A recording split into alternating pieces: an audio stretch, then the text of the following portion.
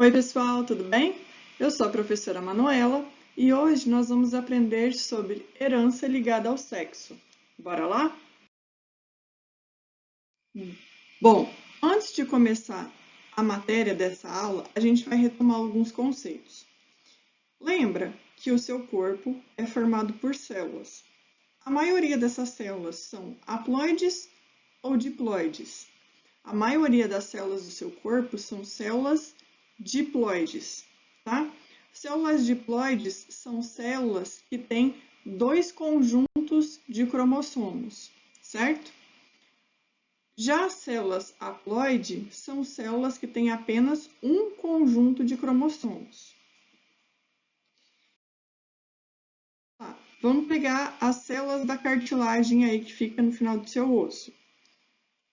Vamos olhar o núcleo dessa célula em destaque. Lá dentro do núcleo dessa célula tem o material genético, na forma de cromossomo, certo? Como você é um ser humano da espécie Homo sapiens, dentro do núcleo das suas células diploides, você tem um total de 46 cromossomos, ou, em outras palavras, 23 pares de cromossomos.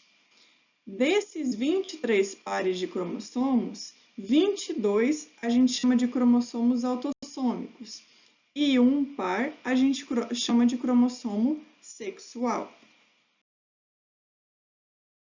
As células haploides, elas não têm dois conjuntos de cromossomo, elas têm apenas um conjunto de cromossomo, ok?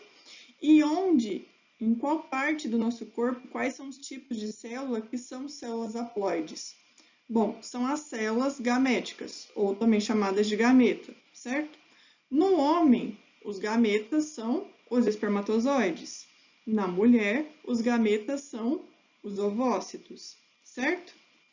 Então, os gametas masculinos, eles levam somente um conjunto de cromossomos. E o gameta feminino leva outro conjunto de cromossomos. Porém, quando esses dois gametas se fundem e dá origem a um novo indivíduo, cada cromossomo do gameta masculino, ele tem um correspondente no gameta feminino. Como assim? Por exemplo, o cromossomo número 1 do gameta masculino, ele se junta com o cromossomo número 1 do gameta feminino.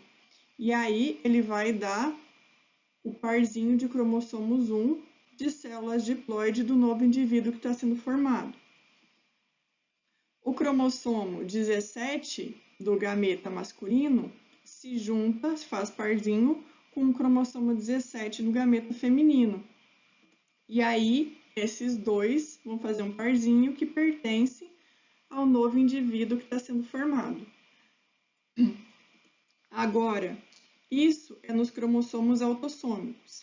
Nos cromossomos sexuais, a gente vai ter variações, porque nos cromossomos sexuais a gente vai ver que existe o cromossomo Y e cromossomo X. E aí, quando eles se juntam, é que vão determinar o sexo do ser humano. Aqui, para vocês entenderem direitinho. Dentro das suas células diploides, você tem esses 46 cromossomos que você está vendo aí na sua frente, ou seja, 23 pares. Desses 23 pares, 22 são cromossomos, o que a gente chama de autossômicos. E um par são os cromossomos sexuais. E são esses cromossomos sexuais que é o foco da nossa aula hoje.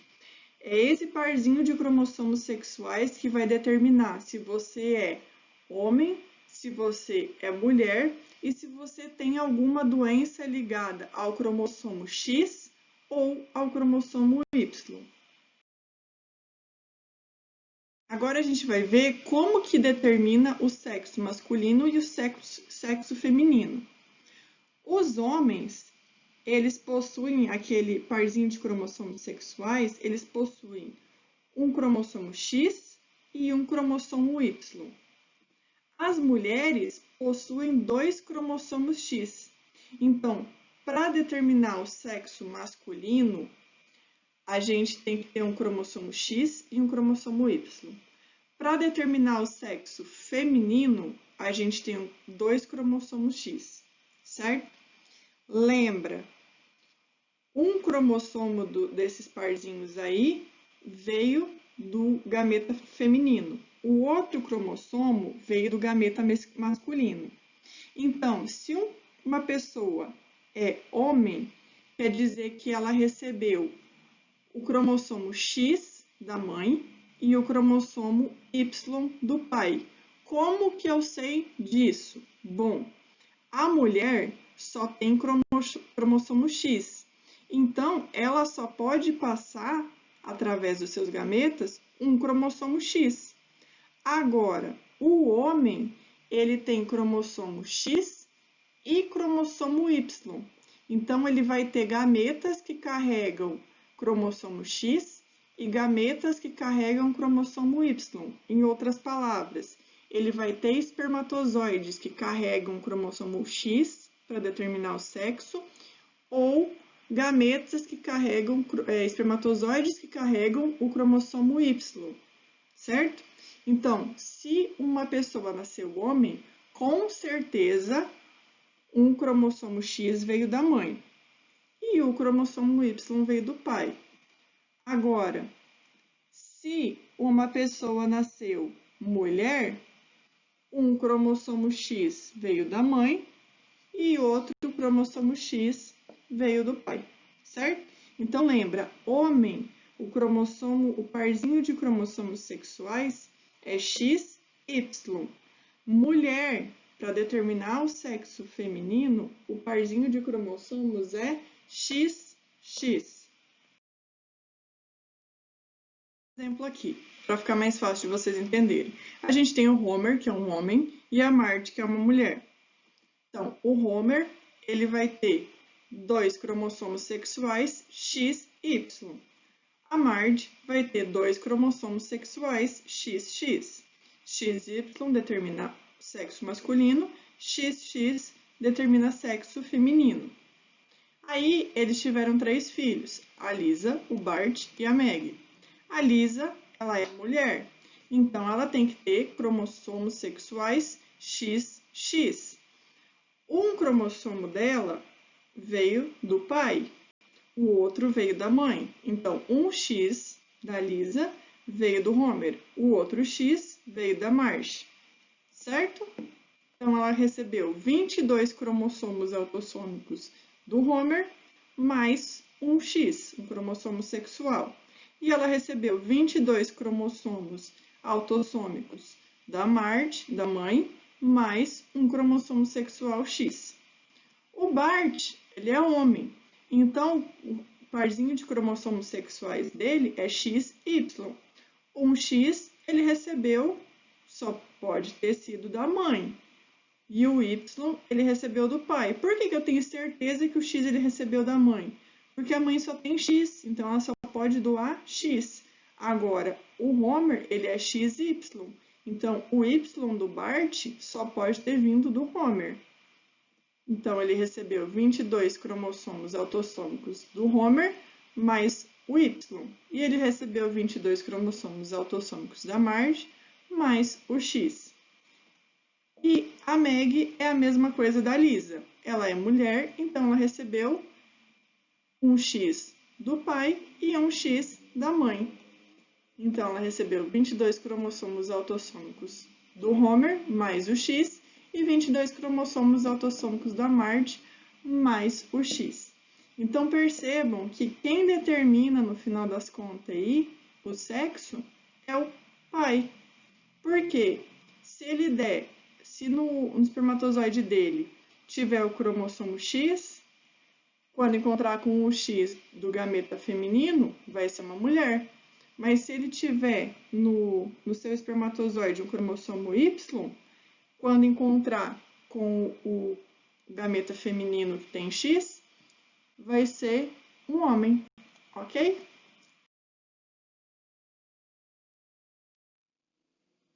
Agora, a gente vai ver casos de herança ligada a cromossomos. Quando é herança ligada a cromossomo X, aparece tanto em homem quanto em mulher. Quando é herança ligada a cromossomo Y, aparece somente em homens, porque somente homens que possuem cromossomo Y. O primeiro caso é de hemofilia, que é uma doença hereditária em que há falha no sistema de coagulação do sangue. Ou seja, quando as pessoas se cortam, o sangue não para de escorrer, porque não acontece o processo de coagulação. Então, essa doença é causada por um gene recessivo, tá? E aí a gente representa agora o X de cromossomo, mais a letrinha do gene recessivo. A gente coloca a letra H, porque é a inicial de hemofilia. E o seu alelo dominante é o X também, mas agora o H com letra maiúscula. E ele vai condicionar a normalidade. Então, alelo dominante condiciona a normalidade, alelo recessivo condiciona a doença. Para os homens, basta o gene, o alelo recessivo, aparecer uma única vez para que ele tenha essa doença. Então, por isso que ela é mais comum nos homens. Para as mulheres, os genes recessivos têm que aparecer em dose dupla, tá? Por isso que ela é menos comum nas mulheres. Nessa tabela, a gente consegue entender melhor. Então, tem mulheres, homens. Hemofílicos são aqueles que possuem a doença. Então, para a mulher ser hemofílica, ela precisa aí apresentar os genes recessivos em dose dupla. Para o homem ser hemofílico, basta ele apresentar o gene recessivo apenas uma vez. Para a mulher ser portadora da doença, ela tem um alelo dominante e um recessivo. Portadora quer dizer que ela tem um gene recessivo, mas ele aparece uma única vez e a doença não é expressa. Os homens não têm essa condição de portador. Para ser normal, a mulher tem que apresentar 2 genes dominantes e o homem basta apresentar um único gene dominante. Vamos a um exemplo. Quais as possibilidades do filho de um casal, cujo homem é normal para hemofilia e a mulher é portadora da doença? Então, se o homem é normal, ele vai ter um alelo dominante e o cromossomo Y. Se a mulher é portadora, ela vai ter um alelo dominante e um recessivo. Fazendo aí o quadro de Pinet, na primeira linha, eu coloquei as informações do homem, na primeira coluna, as informações da mulher. Fazendo o cruzamento, a gente vê aí que a mulher, quando ela aparece 2 genes dominantes, ela é normal. Quando aparece um gene dominante e um recessivo, ela é portadora. Então, se for mulher, 50% de chance de ser normal, 50% de chance de ser portadora. Se for homem, vamos analisar os casos aí. 50% de chance de ser normal, porque ele apresenta aí um alelo dominante, e 50% de ser hemofílico, porque ele apresenta o gene recessivo. O próximo caso é o daltonismo. Ele é uma doença que vai afetar a percepção das cores. Existem 3 tipos diferentes de daltonismo, tá? Então, essa aqui é uma foto original, que uma pessoa sem nenhum tipo de daltonismo enxerga. Aí, a pessoa que tem protanopia, que é um tipo de daltonismo, ela tem redução ou completa ausência da pigmentação vermelha. Então, ela costuma ver o verde como sendo parecido com o tom vermelho.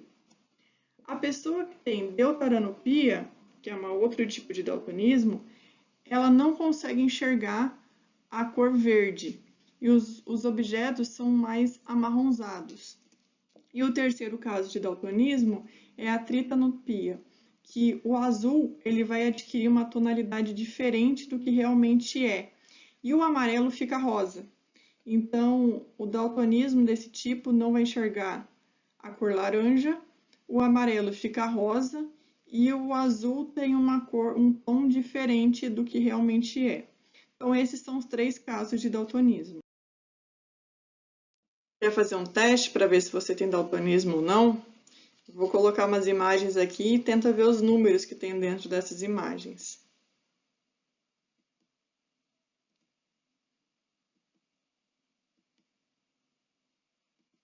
Achou que eu passei rápido demais? Volta o vídeo, para e olha com calma. Agora eu vou dar as respostas. No primeiro é o número 12. No segundo é o número 7. No terceiro é o número 57. Se você acha que ficou com dificuldade, qualquer coisa procura um médico. Bom, o daltonismo, ele vai ser uma doença determinada pela presença de um alelo recessivo no cromossomo X também, tá? Então, de novo, para um homem ter daltonismo, basta o alelo recessivo aparecer uma única vez. Já para a mulher, precisa aparecer 2 vezes o alelo recessivo. Então, aqui a gente tem o caso de mulher e o caso de homem.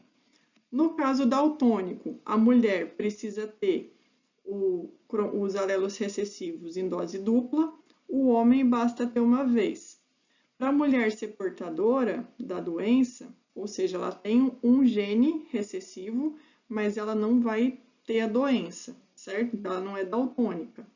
Ela precisa ter um alelo dominante e um alelo recessivo. O homem não tem esse estágio intermediário de portador. Para a mulher ser normal, ela tem que ter os 2 alelos dominantes. Para o homem ser normal, basta ele ter um alelo dominante, tá? Então, quem é normal aqui não tem daltonismo. Quem é daltônico tem a doença. Exemplo: como serão os filhos de uma mulher daltônica e um homem normal? Bom, na primeira linha, eu coloquei os alelos da mulher, na primeira coluna eu coloquei os alelos do homem, tá? Aí você faz o cruzamento e aí eu cheguei na seguinte conclusão, que para as mulheres 100% vai ser normal, ou seja, as mulheres não vão ter daltonismo. Se esse casal tiver uma filha mulher, esta filha mulher não será daltônica, tá? Ela será portadora da doença, mas não será daltônica. Então, a gente vê aqui o que está em destaque, tá? Por isso que eu cheguei nessa conclusão. Elas têm o alelo dominante e o alelo recessivo, e isso caracteriza como portador. Já se for homem, 100% de chance que vai ser terá daltonismo, tá? Vai ser daltônico. Por quê? Porque apareceu o alelo recessivo uma única vez, e basta aparecer uma única vez para que os homens sejam daltônicos. Agora, a gente vai ver casos de herança ligada ao cromossomo Y. Isso quer dizer que são doenças presentes em homens, porque é eles que têm o cromossomo Y, e doenças que não ocorrem em mulheres, porque elas não têm o cromossomo Y, tá? É o caso de hipertricose auricular, é a presença de pelos grossos na orelha. Então, mulher com condição normal, XX, homem com condição normal, XY. Mulher com hipertricose não existe porque ela não tem cromossomo Y. Homem com hipertricose, ele vai apresentar o alelo recessivo com as letras HP minúsculo. Como exemplo para a gente entender, então uma mulher casou com um homem com hipertricose auricular. Qual a possibilidade dos filhos homens terem hipertricose? Então, na primeira linha, eu coloquei os alelos da mulher, na primeira coluna, os alelos do homem, tá? Então, olha aí as mulheres. 100% das mulheres não vão ter hipertricose auricular, porque é uma doença presente no alelo Y, no cromossomo Y, perdão. Agora, no caso dos homens, 100% terão hipertricose auricular, certo?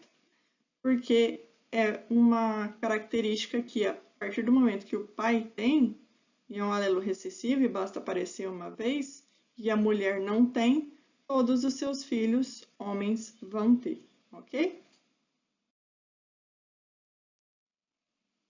Bom, para terminar, a gente tem o caso de calvície, certo? Para ter a doença, para os homens, basta ter apenas um gene dominante. Isso acontece devido à ação da testosterona. E para as mulheres, precisa ter dois genes dominantes, certo? Então, a situação ficaria assim: homens calvos podem ser tanto dominante em dose dupla quanto heterozigoto, e homem não calvo vai ser homozigoto recessivo, duplo recessivo. Agora, mulher calva é somente se for homozigoto dominante, o duplo dominante. Agora, as outras situações, heterozigoto e homozigoto recessivo, a mulher vai ser não calva, tá? Então, vamos num exemplo. Como serão os filhos de um homem calvo heterozigoto e uma mulher não calva heterozigoto? Então, eu montei o quadrinho aqui. Na primeira linha, eu coloquei as informações do homem. Na primeira coluna, eu coloquei as informações da mulher. Os dois são heterozigoto, então dá no mesmo, né? Fazendo o cruzamento, você vai obter esses resultados aí. Um homozigoto dominante, dois heterozigoto e um homozigoto recessivo, tá? Aí eu te pergunto, como vão ser os filhos desse casal? Depende, galera, depende. Se nascer homem, tem 75% de chance de ser calvo. Por quê?